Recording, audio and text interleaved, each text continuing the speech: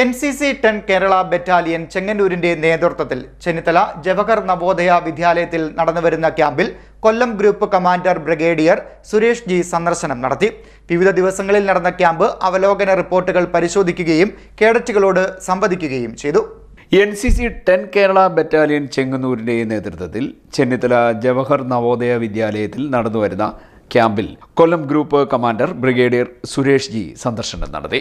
വിവിധ ദിവസങ്ങളിൽ നടന്ന ക്യാമ്പ് അവലോകന റിപ്പോർട്ടുകൾ പരിശോധിക്കുകയും കേഡറ്റുകളോട് സംവദിക്കുകയും ചെയ്തു. കേഡറ്റുകൾക്ക് ഭക്ഷണം പാചകം ചെയ്യുന്ന സ്ഥലവും ശുചിത്വവും നേരിൽ കണ്ട് വിലയിരുത്തി. കേഡറ്റുകൾ അവതരിപ്പിച്ച mock drill വീക്ഷിച്ചു.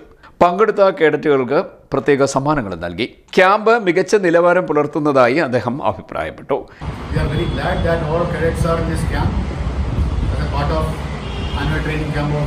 Kerala Battalion NCC at JND Mavelikara, and it's a golden opportunity for the cadets to get themselves trained for the nation building process, especially in the present scenario. And I'm sure the training imparted by the NCC is going to transform these cadets to a more responsible citizen of India. Our contributions in terms of building up the character, the sportsman spirit, the adventure spirit, and also to know about what is the general duty of a NCC cadet when he is being called for in support of the nation. And I compliment the entire staff, the camp, and also the entire cadets for this initiative.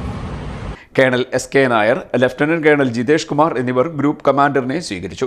NCC ഓഫീസർമാരായ Gopakumar, Sibi Mathai, Alex Varghese Mavelikkara, TJ Krishnakumar, AB Mathew, G Dinu, R Anoop, KS Misi, Saritha Chandran, V Jayalakshmi, Subedar major Guruvayya, Subedar S Sajeev, CHM Nagni, ഹവിൽദാർമാരായ രതീഷ്, പ്രദീപ്, ജയേഷ് തുടങ്ങിയവർ പങ്കെടുത്തു.